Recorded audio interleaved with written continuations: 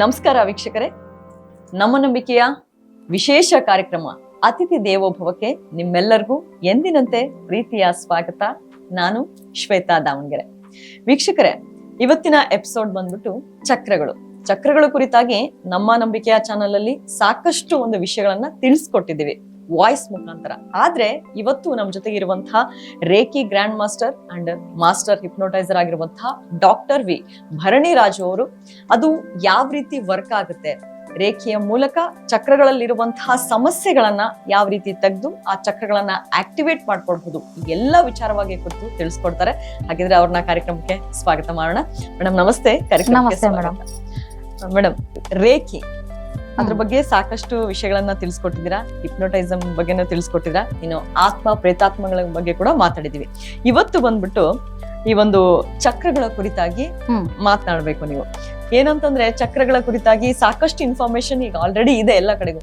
ಆದ್ರೆ ನಮ್ಮ ಚಾನಲ್ ಮುಖಾಂತರ ಬಂದ್ಬಿಟ್ಟು ನೀವು ಹೇಳ್ತಾ ಇರೋದು ನಮಗೊಂದು ಖುಷಿಯ ವಿಚಾರ ಅಂತ ನಾನು ಅನ್ಕೊಳ್ತೀನಿ. ಇನ್ನು ಈ ಒಂದು ಚಕ್ರಗಳು ಅಂದ್ರೆ ಏನು, ಮೊದಲನೇದಾಗಿ ತುಂಬಾ ಕಾಮನ್ ಕ್ವಶನ್ ಇದು, ಮತ್ತು ಅವು ಯಾವ್ಯಾವು ಅಂತ ಹೇಳಿ. ನಮ್ಮ ದೇಹದಲ್ಲಿ 8 ಚಕ್ರಗಳಿರುತ್ತೆ. ಆಕ್ಚುಲಿ ಇದು ಸಪ್ತ ಚಕ್ರಗಳು ಅಂತ ಋಷಿ ಮುನಿಗಳ ಕಾಲದಿಂದನೇ ಇದು ಬಂದಿರುವಂತದ್ದು. ಈಗ ನಾವು ಕುತ್ಕೊಂಡು ಹೇಳ್ತಾ ಇರೋದಲ್ಲ. ಈಗ ವೀರಬ್ರಹ್ಮೇಂದ್ರ ಗಾರಿ ಫಿಲಂ ನೋಡಿದಾಗ ಅದಲ್ಲಿ ಫುಲ್ ಚಕ್ರಗಳ ಬಗ್ಗೆ ಒಂದು ಸಾಂಗೇ ಇದೆ. ಯಾವ ಚಕ್ರಕ್ಕೆ ಏನ್ ಅಧಿಪತಿ, ಯಾವ ದೇವತೆ ಅಧಿಪತಿ ಇದೆ, ಆದ್ರಿಂದ ಏನ್ ಯೂಸು, ಯಾವ ಪ್ಲೇಸ್ ಅಲ್ಲಿ ಇದೆ, ಇದು ಆ ಕಾಲದಿಂದನೇ ಬಂದಿರೋದು, ಋಷಿ ಮುನಿಗಳ ಕಾಲದಿಂದಲೇ ಬಂದಿರೋದು ಈ ಚಕ್ರಗಳು ಅನ್ನೋದು. ಈ ಚಕ್ರಗಳು ನಮ್ಮಲ್ಲಿ ಬಂದು ಈಗ ಸೋಲಾರ್ ಪ್ಲೆಕ್ಸಸ್ ಚಕ್ರ ಅಂತ ಒಂದು ಹ್ಯಾಡ್ ಆಗಿದೆ, ಅದು ಸೇರಿಸಿ ಈಗ 8 ಚಕ್ರಗಳು. ನಮ್ಗೆ ಮೂಲಾಧಾರ ಚಕ್ರ, ಸ್ವಾಧಿಷ್ಠಾನ ಚಕ್ರ, ಮಣಿಪೂರಕ ಚಕ್ರ, ಸೋಲಾರ್ ಪ್ಲೆಕ್ಸಸ್ ಚಕ್ರ, ಅನಾಹತ ಚಕ್ರ, ವಿಶುದ್ಧಿ ಚಕ್ರ, ಆಜ್ಞಾ ಚಕ್ರ ಮತ್ತು ಸಹಸ್ರಾರ ಚಕ್ರ. ಈ 8 ಚಕ್ರಗಳು ಸಹ ಒಂದು ಮನುಷ್ಯನ ದೇಹದ ಮೇಲೆ ತುಂಬಾ ಪರಿಣಾಮವನ್ನ ಬೀರ್ತಾ ಇರುತ್ತೆ. ತುಂಬಾ ಪರಿಣಾಮ. ಒಂದು ಮನುಷ್ಯನ ಜೀವನ ಅನ್ನೋದೇನಿದೆ ಅದು ಆರೋಗ್ಯವಾಗಿರ್ಬೋದು, ಮಾನಸಿಕವಾಗಿರ್ಬೋದು, ಹಣಕಾಸಲ್ಲಿರ್ಬೋದು, ಪ್ರತಿಯೊಂದಕ್ಕೂ ಸಹ ನಮ್ಮ ಈ ಚಕ್ರಗಳೇ ಕಾರಣ. ಉದಾಹರಣೆಗೆ ನೋಡಿ, ಮೂಲಾಧಾರ ಚಕ್ರ. ಈ ಮೂಲಾಧಾರ ಚಕ್ರ ಭೂಮಿಯ ಶಕ್ತಿಯನ್ನ ಪ್ರತಿಬಿಂಬಿಸುತ್ತೆ. ಇದೇನ್ ಮಾಡುತ್ತೆ, ವಿಲ್ ಪವರ್ ಅನ್ನ ಕೊಡುತ್ತೆ, ಅಂದ್ರೆ ಭೌತಿಕ ಶಕ್ತಿಯನ್ನ ಕೊಡುತ್ತೆ. ಜೊತೆಗೆ ಈ ಪೈಲ್ಸ್ ನ ಸಮಸ್ಯೆಗಳು ಮತ್ತು ಗುದದ್ವಾರಕ್ಕೆ ಸಂಬಂಧಪಟ್ಟಂತಹ ಎಲ್ಲಾ ಕಾಯಿಲೆಗಳನ್ನು ಇದು ಕ್ಲಿಯರ್ ಮಾಡುತ್ತೆ. ನೆಕ್ಸ್ಟ್ ಬಂದಾಗ ಸ್ವಾಧಿಷ್ಠಾನ ಚಕ್ರ ಕಿಬ್ಬೊಟ್ಟೆಯಲ್ಲಿರುತ್ತೆ. ಇದು ಜಲಶಕ್ತಿಯನ್ನ ಪ್ರತಿಬಿಂಬಿಸುತ್ತೆ.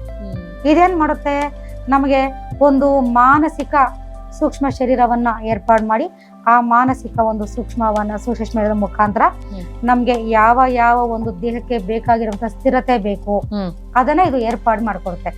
ಜೊತೆಗೆ ಅಲ್ಲಿರುವಂತಹ ಭಾವನೆಗಳನ್ನ ಹೇಗೆ ರಿಸೀವ್ ಮಾಡ್ಕೋಬೇಕು, ಭಾವನೆಗಳ ಮುಖಾಂತರ ಒಂದು ಭಾವನೆ ಒಬ್ಬ ವ್ಯಕ್ತಿ ವ್ಯಕ್ತಪಡಿಸಿದಾಗ ಆ ಭಾವನೆಗೆ ನಾವ್ ಯಾವ ರೀತಿ ಸ್ಪಂದಿಸ್ಬೇಕು ಅನ್ನೋದನ್ನ ಈ ಚಕ್ರ ನಮ್ಗೆ ಕೊಡ್ತಾ ಇರುತ್ತೆ. ಜೊತೆಗೆ ಕಿಬ್ಬೊಟ್ಟೆಯ ಸಮಸ್ಯೆಗಳಾದ ಗರ್ಭಕೋಶ, ಈ ಫೈಬ್ರಾಯ್ಡ್ ಅನ್ನೋದು, ಮತ್ತೆ ಕಿಬ್ಬೊಟ್ಟೆಯ ಏನೇನೋ ಇರುತ್ತಲ್ವಾ, ಇರುವಂತಹ ಒಂದು ಆರ್ಗನ್ಸ್ ಅಲ್ಲಿ ಅದನ್ನೆಲ್ಲ ಅದು ಕ್ಲಿಯರ್ ಮಾಡಿ ಕೊಡ್ತಾ ಇರುತ್ತೆ.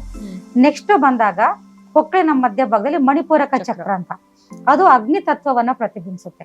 ಅದು ನಮ್ಮ ದೇಹದ ಉಷ್ಣೋಗ್ರತೆಯನ್ನ, ತಾಪಮಾನವನ್ನ ಹತೋಟಿಯಲ್ಲಿ ಇಡ್ತಾ ಇರುತ್ತೆ ಮತ್ತು ಮೈಂಡ್ ಸೆಟ್ ಅನ್ನ ತುಂಬಾ ಕೇರ್ ಮಾಡ್ತಾ ಇರುತ್ತೆ.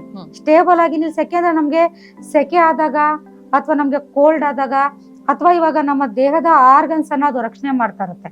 ಒಳಗಡೆ ಇರುವಂತ ಕಿಡ್ನಿಯನ್ನ, ಲಿವರ್ ಅನ್ನ ಅದು ಒಂದು ಕಾಪಾಡ್ತಾ ಇರ್ತಾರೆ, ರಕ್ಷಣೆಯನ್ನ ಮಾಡ್ತಾರೆ. ಯಾಕೆಂದ್ರೆ ಈಗ ಹೀಟ್ ಜಾಸ್ತಿ ಆದಾಗೂ ನಮ್ಮ ದೇಹ ತಡ್ಕೊಳ್ಳೋದಿಲ್ಲ, ಬೇರೆ ಬೇರೆ ತರ ಕಾಯಿಲೆಗಳು ಬರುತ್ತೆ. ಹಾಗಂತ ಕೋಲ್ಡ್ ಆದಾಗೂ ಬೇರೆ ಬೇರೆ ಕಾಯಿಲೆಗಳು ಬರುತ್ತೆ. ಅದನ್ನ ಸಮತೋಲನದಲ್ಲಿ ಇಡುತ್ತೆ. ಇನ್ನ ಮೇಲೆ ಹೊಟ್ಟೆಯಲ್ಲಿ ಇರುವಂತಹ ನಾವು ಸೋಲಾರ್ ಪ್ಲೆಕ್ಸಸ್ ವಿಚಾರಕ್ಕೆ ಅಂತ ನಾವು ಬಂದಾಗ ಅದು ಏನ್ ಮಾಡುತ್ತಂದ್ರೆ ಮನುಷ್ಯನಿಗೆ ಧೈರ್ಯವನ್ನ ಕೊಡುತ್ತೆ. ಬದುಕಬೇಕು, ನಾವ್ ಹೀಗೆ ಬದುಕಬೇಕು ಅನ್ನೋ ಕಾನ್ಫಿಡೆನ್ಸ್ ಲೆವೆಲ್ ಅನ್ನ ಜಾಸ್ತಿ ಮಾಡುತ್ತೆ. ಮತ್ತೆ 10 ಜನರ ಎದುರುಗ ನಿಂತ್ಕೊಂಡು ಯಾವ ರೀತಿ ಮಾತಾಡ್ಬೇಕು, ಈ ಸ್ಟೇಜ್ ಮೇಲೆ ನಿಂತ್ಕೊಂಡು ಮಾತಾಡುವಂತ ಧೈರ್ಯವನ್ನ ಯಾವ ರೀತಿ ಕೊಡ್ಬೇಕು ಅನ್ನೋದು ಆ ಚಕ್ರ ಕೊಡ್ತಾ ಇರುತ್ತೆ. ಅಲ್ಲಿ ಸೂರ್ಯ ಅಧಿಪತಿ ಆಗಿರ್ತಾನೆ, ಆ ಚಕ್ರಕ್ಕೆ ತುಂಬಾ ಧೈರ್ಯವನ್ನ ಕೊಡ್ತಾ ಇರ್ತಾನೆ. ನೆಕ್ಸ್ಟ್ ಎದೆಯ ಮಧ್ಯಭಾಗದಲ್ಲಿರುವಂತದ್ದು ಅನಾಹತ ಚಕ್ರ. ಇದು ಏನ್ ಮಾಡುತ್ತೆ, ಆಕಾಶದ ತತ್ವವನ್ನ ಹೊಂದಿರುತ್ತೆ. ಮತ್ತೆ ಪ್ರೀತಿ ಪ್ರೇಮವನ್ನ ಯಾವ ರೀತಿ ಕೊಟ್ಟು ತಗೋಬೇಕು, ಒಂದು ಕರುಣೆ, ಒಂದು ಅನುಕಂಪ, ಯಾವ ರೀತಿ ನಾವು ಅದಕ್ಕೆ ಸ್ಪಂದಿಸ್ಬೇಕು, ಒಬ್ರು ಕಷ್ಟ ಅಂದಾಗ ಯಾವ ರೀತಿ ರಿಯಾಕ್ಟ್ ಆಗ್ಬೇಕು, ಅಥವಾ ಒಬ್ರು ಪ್ರೀತಿಯನ್ನ ಕೊಟ್ಟಾಗ ಅದನ್ನ ಹೇಗೆ ನಾವು ಪ್ರೀತಿಯನ್ನ ಇದ್ ಮಾಡ್ಬೇಕು. ಜೊತೆಗೆ ಇದೇನ್ ಮಾಡುತ್ತೆ, ಆಧ್ಯಾತ್ಮಿಕ ಶಕ್ತಿಯನ್ನ ಏನ್ ಮಾಡುತ್ತೆ, ಸ್ಟೇಬಲ್ ಮಾಡ್ಕೊಳ್ಳುತ್ತೆ. ಆಧ್ಯಾತ್ಮಿಕ ಶಕ್ತಿಯನ್ನ ನಮ್ಮ ಬಾಡಿಯಲ್ಲಿ ಸ್ಟೇ ಆಗೋ ತರ ನೋಡ್ಕೊಳ್ಳುತ್ತೆ. ನೆಕ್ಸ್ಟ್ ಗಂಟಲಿನ ಮಧ್ಯಭಾಗದಲ್ಲಿ ಇರುವಂತಹ ವಿಶುದ್ಧಿ ಚಕ್ರಕ್ಕೆ ಅಂತ ನಾ ಬಂದಾಗ, ಇದು ಗಾಳಿಯ ತತ್ವವನ್ನ, ವಾಯು ತತ್ವವನ್ನ ಪ್ರತಿಬಿಂಬಿಸುತ್ತೆ. ಅದು ಗಂಟಲಿಗೆ ಸಂಬಂಧಪಟ್ಟಂತಹ ಥೈರಾಯ್ಡ್, ಗಂಟಲಿನ ಕ್ಯಾನ್ಸರು ಮುಂತಾದ ಒಂದು ಕಾಯಿಲೆಗಳನ್ನ ಇದು ಹೇಳದ್ ಮರ್ತೆ ನಾನು. ಇದು ಹಾರ್ಟ್ ಚಕ್ರ ಅಂತಾರೆ, ಅನಾಹತ ಚಕ್ರ, ಹೃದಯ ಮತ್ತು ಶ್ವಾಸಕೋಶವನ್ನ ಆರೋಗ್ಯವನ್ನ ಕಾಪಾಡ್ತಾ ಇರುತ್ತೆ. ಈ ಗಂಟಲಿನ ಮಧ್ಯೆ ಇರುವಂತ ವಿಶುದ್ಧಿ ಚಕ್ರ ಏನ್ ಮಾಡುತ್ತೆ, ನಮ್ಗೆ ವಾಯ್ಸ್ಗೆ ಸಂಬಂಧಪಟ್ಟಂತದ್ದು ಮತ್ತೆ ನಮ್ಗೆ ಥೈರಾಯ್ಡ್ ಸಮಸ್ಯೆಗಳನ್ನ ಅದನ್ನ ಜಾಸ್ತಿ ಕೇರ್ ಮಾಡ್ತಾ ಇರುತ್ತೆ. ಜೊತೆಗೆ ಆ ಒಂದು ಪಾಸಿಟಿವ್ ಎನರ್ಜಿಯನ್ನ ಏನ್ ಮಾಡುತ್ತೆ, ಬೇಗ ಹೀರ್ಕೊಂಡು ಬೇರೆ ಚಕ್ರಗಳಿಗೆ ಅದು ಕಳಿಸ್ತಾ ಇರುತ್ತೆ. ಮತ್ತೆ ನೆಕ್ಸ್ಟ್ ನಮ್ಗೆ ಹಣೆಯ ಕೇಂದ್ರ ಭಾಗದಲ್ಲಿರುವ ಆಜ್ಞಾ ಚಕ್ರ ಅಂತ ಹೇಳ್ತೀವಿ. ಇದು ಬೆಳಕಿನ ಕಿರಣಗಳ ತತ್ವವನ್ನ, ಕಿರಣಗಳ ಮುಖಾಂತರ ರಚನೆ ಆಗಿರುತ್ತೆ. ಅದು ಏನ್ ಮಾಡುತ್ತೆ, ಶಾರ್ಪ್ನೆಸ್, ನಿದ್ದೆಯನ್ನ, ಟೈಮ್ಗೆ ನಿದ್ದೆಯನ್ನ ಕೊಡೋದು, ಟೈಮ್ ಸರಿಯಾಗಿ ನಿದ್ದೆಯಿಂದ ಎಚ್ಚರಿಕೆಯನ್ನ ಕೊಡೋದು. ಈಗ ನಾವು ರಾತ್ರಿ ಮಲಗಿದಾಗ ಬೆಳಿಗ್ಗೆ 6 ಗಂಟೆಗೆ ಎಬ್ಸುತ್ತೆ, ಮಧ್ಯಾಹ್ನ 2 ಗಂಟೆಗೆ ಮಲ್ಕೊಂಡ 4 ಗಂಟೆಗೆ ಎಬ್ಸುತ್ತೆ. ಅಂದ್ರೆ ನಿದ್ದೆಯನ್ನ ಯಾವ ರೀತಿ ಕೊಡ್ಬೇಕು, ನಿದ್ದೆಯನ್ನ ಯಾವ ರೀತಿ ಎಬ್ಬಿಸ್ಬೇಕು, ಯಾರಾದ್ರೂ ಕ್ವಶನ್ ಕೇಳಿದಾಗ ಯಾವ ರೀತಿ ನೀನು ಶಾರ್ಪ್ ಆಗಿ ಆನ್ಸರ್ ಮಾಡ್ಬೇಕು, ಅಥವಾ ನೀನೇನು ಕ್ರಿಯೇಟಿವ್ ಮೈಂಡ್ ಅಲ್ಲಿ ಏನೇ ನೀನು ಕ್ರಿಯೇಟ್ ಮಾಡ್ಬೇಕು, ಅದನ್ನೆಲ್ಲ ಆಜ್ಞಾ ಚಕ್ರ ನಮ್ಗೆ ಕೊಡ್ತಾ ಇರತ್ತೆ. ನೆಕ್ಸ್ಟ್ ಸಹಸ್ರಾರ ಚಕ್ರ, 1000 ದಳಗಳಿರುವಂತಹ ಈ ಸಹಸ್ರಾರ ಚಕ್ರ ನೆತ್ತಿಯ ಮೇಲ್ಭಾಗದಲ್ಲಿರುತ್ತೆ. ಇದೇನ್ ಮಾಡುತ್ತೆ, ಒಂದು ಜನ್ಮದಿಂದ ಒಂದು ಜನ್ಮಕ್ಕೆ ಕಮ್ಯುನಿಕೇಶನ್ ಮತ್ತು ಆಧ್ಯಾತ್ಮಿಕಕ್ಕೂ ನಮಗೂ ಕಮ್ಯುನಿಕೇಶನ್ ಅನ್ನ ಕೊಡ್ತಾ ಇರತ್ತೆ. ಸಹಸ್ರಾರ ಚಕ್ರ ಬ್ಲಾಕ್ ಆದ್ರೆ 24 ಗಂಟೆ ದೇವಸ್ಥಾನದಲ್ಲಿ ಇದ್ರೂ ಸಹ ಎನರ್ಜಿ ನಮ್ಗೆ ಕನೆಕ್ಟ್ ಆಗೋದಿಲ್ಲ. ಈಗ ನೋಡಿ, ನನ್ಗೆ ಎಷ್ಟೋ ಜನ ದೇವಸ್ಥಾನದಲ್ಲಿ ಇರುವಂತಹ ಪೂಜಾರಿಗಳು ಬಂದು ರೇಖಿ ಹಿಪ್ನೋಟಿಸೆಲ್ಲ ಕಲ್ತ್ಕೊಂಡು ಹೋಗಿದ್ದಾರೆ. ಯಾಕೆ ಅಂದ್ರೆ ಪಾಸಿಟಿವ್ ಎನರ್ಜಿ ಅನ್ನೋದು ನಾವು ದೇವರ ಹತ್ರ ಹೋಗಿ ಕೈ ಮುಗಿದಾಗ ಅದು ಡೈರೆಕ್ಟ್ ಆಗಿ ಬಂದು ನಮ್ಮ ಮುಖಕ್ಕೆ ಬಂದು ಸೇರೋದಿಲ್ಲ. ಅದು ಅಲ್ಲಿರುವಂತ ಕಾಸ್ಮಿಕ್ ಎನರ್ಜಿಗೆ ಕನೆಕ್ಟ್ ಆಗಿ ಅದು ನಮ್ಮ ಸಹಸ್ರಾರ ಚಕ್ರದ ಮುಖಾಂತರ ಏನ್ ಮಾಡುತ್ತೆ, ನಮ್ಮ ದೇಹದ ಮಿಕ್ಕ ಚಕ್ರಗಳಿಗೆ ಅದು ಡಿಸ್ಟ್ರಿಬ್ಯೂಟ್ ಆಗುತ್ತೆ. ಯಾವಾಗ ಮೇಲ್ಗಡೆ ಸಹಸ್ರಾರ ಚಕ್ರ ಬ್ಲಾಕ್ ಆಗಿರುತ್ತೋ, ನೀನ್ ಎಷ್ಟೇ ಪೂಜೆ ಮಾಡುದು, ಎಷ್ಟೇ ವ್ರತ ಮಾಡುದು ಸಹ ಚಕ್ರ ಬ್ಲಾಕ್ ಆಗಿದ್ದಾಗ ಪಾಸಿಟಿವ್ ಎನರ್ಜಿ ಒಳಗಡೆ ಹೋಗೋದಿಲ್ಲ. ಆ ಚಕ್ರದ ಬ್ಲಾಕೇಜಸ್ ಅನ್ನ ಓಪನ್ ಮಾಡಿ ಒಳಗಡೆ ಹೋಗುವಂತ ಶಕ್ತಿ ಇರೋದು ಕೇವಲ ರೇಖಿ ಶಕ್ತಿಗೆ ಮಾತ್ರ. ಈ ರೀತಿ ನಾವು ಚಕ್ರಗಳನ್ನ ಆರೋಗ್ಯವಾಗಿ ಇಟ್ಕೊಂಡಾಗ, ಚಕ್ರಗಳನ್ನ ನಾವು ಆಕ್ಟಿವ್ ಆಗಿ ಇಟ್ಕೊಂಡಾಗ ಪ್ರತಿಯೊಂದು ಸಮಸ್ಯೆಗೂ 1000 ಸಮಸ್ಯೆಗಳಿಗೆ ಇದೇ ಪರಿಹಾರ. ಈ ಒಂದು ಚಕ್ರಗಳನ್ನ ಆಕ್ಟಿವ್ ಮಾಡೋದಾಗಿರ್ಬೋದು, ಅಥವಾ ಈ ಚಕ್ರಗಳಲ್ಲಿ ಸಮಸ್ಯೆ ಇದ್ರೆ ಅದನ್ನ ನಿರ್ಮೂಲನೆ ಮಾಡೋದಾಗಿರ್ಬೋದು. ನೀವು ಕಂಡಿರುವಂತಹ ಕೇಸ್, ತುಂಬಾ ಕಠಿಣ ಕೇಸ್, ತುಂಬಾ ಸುಲಭವಾಗಿ ರೇಖೆಯಲ್ಲಿ ಹೋಯ್ತು ಅಂದ್ರೆ ಯಾವ್ದಾದ್ರು ಇದೆಯಾ ಮೇಡಮ್ ಹೇಳೋದಕ್ಕೆ? ಮೇಡಮ್, ಎಲ್ಲಾನು ಚಕ್ರಗಳಿಂದಾನೇ ಬರೋದು. ಎಲ್ಲಾ ಸಮಸ್ಯೆಗಳು ಚಕ್ರಗಳಿಂದ, ಮೂಲಾನೇ ಅಲ್ಲಿಂದ. ಹೇಳದ್ನಲ್ವಾ, ಈಗ ಕೆಲವು ಕಾಯಿಲೆಗಳಿಗೆ ಅದಕ್ಕೆ ಏನ್ ಕನೆಕ್ಟ್ ಆಗಿದೆ ಅಂತ ರೀಸನ್ನೇ ಗೊತ್ತಿರೋದಿಲ್ಲ. ಬಟ್ ರೇಖೆ ಮಾಡಿದಾಗ ಆ ಸಮಸ್ಯೆಯಿಂದ 100% ಆಚೆ ಬರ್ಬೋದು. ಯಾಕೆ ಅಂದ್ರೆ ಯಾವ ಚಕ್ರದಲ್ಲಿ ಏನ್ ಕೂತಿದ್ಯೋ ನಮಗೂ ಗೊತ್ತಿರೋದಿಲ್ಲ. ಬಟ್ ನಾವು ಚಕ್ರಗಳಿಗೆ ರೇಖೆ ಕೊಟ್ಟಾಗ ಏನಾಗುತ್ತಂದ್ರೆ ಆ ಕಾಯಿಲೆ ಹೆಸರು ಗೊತ್ತಿಲ್ಲ ಅಂದ್ರೂ, ಸಮಸ್ಯೆ ಏನು ಅಂತ ಗೊತ್ತಿಲ್ಲ ಅಂದ್ರೂ ಸಹ 100% ಅದು ಕ್ಲಿಯರ್ ಆಗುತ್ತೆ. ಎಷ್ಟು ದಿವಸಗಳ ಕಾಲ ಈ ಒಂದು ಅಂದ್ರೆ ಕೋರ್ಸ್ ಮಾಡ್ಕೊಳ್ಬೇಕಾಗುತ್ತೆ ಅವರು? ಮೇಡಮ್, ನಮ್ಮ ಹತ್ರ ಬಂದು ಒಂದೇ ದಿನ, ನಾನು ಒಂದೇ ದಿನನೇ ತಗೊಳ್ಳೋದು. ನಾವು 1 ದಿನ ಇರುತ್ತೆ ನಮ್ಮ ಇದರಲ್ಲಿ, ನಾವು ಅದ್ರಲ್ಲಿ ದಿನಕ್ಕೆ 2 ತಗೊಂಡಿರ್ತೀವಿ. ಈಗ ಬೆಳಗ್ಗೆ 10 ಗಂಟೆಯಿಂದ 2 ಗಂಟೆವರೆಗೂ ಒಬ್ಬರಿಗೆ ಇರುತ್ತೆ. ಅವ್ರಿಗೆ ನಾವು ಬಂದಾಗ ಫಸ್ಟ್ ಹಿಪ್ನೋಟೈಸ್ ಮಾಡ್ತೀವಿ, ಮತ್ತೆ ಹೋಗಿಲ್ಲ ಅಂದಾಗ ಸೆಕೆಂಡ್ ಸ್ಟೇಜ್ ಮಾಡ್ತೀವಿ, ರೇಖೆಯನ್ನ ಹೇಳ್ಕೊಡ್ತೀವಿ, ಮನೆಗೆ ಕಳಿಸ್ಕೊಡ್ತೀವಿ. ಜೊತೆಗೆ 3 ಮಂತ್ಸ್ ನಾವೇನ್ ಮಾಡ್ತೀವಿ, ಅವ್ರಿಗೆ ಹೀಲಿಂಗ್ ಅನ್ನ ನಾವು ಮಾಡ್ತಾ ಇರ್ತೀವಿ. ಮತ್ತೆ ಅವ್ರನ್ನ ಆನ್ಲೈನ್ ಅಥವಾ ಆಫ್ಲೈನ್, ಡಿಸ್ಟೆನ್ಸ್ ಹೀಲಿಂಗ್ಸ್ ಅಲ್ಲಿ, ಡಿಸ್ಟೆನ್ಸ್ ಅಲ್ಲಿ ಹೀಲಿಂಗ್ ಅನ್ನ ನಾವು ಮಾಡ್ತಾ ಇರ್ತೀವಿ ಅವರ ಕಾಯಿಲೆಗೆ ಸಪೋರ್ಟಿವ್ ಆಗಿ. 3 ಮಂತ್ಸ್ ನಾವ್ ಏನ್ ಹೇಳ್ಕೊಟ್ಟಿರ್ತೀವಿ ಅದನ್ನ ಮಾಡ್ಕೊಂಡ್ರೆ 100% ಅವರು ಸಮಸ್ಯೆಯಿಂದ ಹೊರಗಡೆ ಬಂದೇ ಬರ್ತಾರೆ. ಸೊ ಇದಕ್ಕೆ ನೀವು ಯಾವ ರೀತಿ ಒಂದು ತಯಾರಿ ಮಾಡ್ಕೊಳ್ಬೇಕಾಗುತ್ತೆ ಮೇಡಮ್? ಯಾಕಂದ್ರೆ ಎಷ್ಟೋ ಜನ ಸಮಸ್ಯೆ ಅಂತ ನಿಮ್ಮ ಹತ್ರ ಬರ್ತಾರೆ.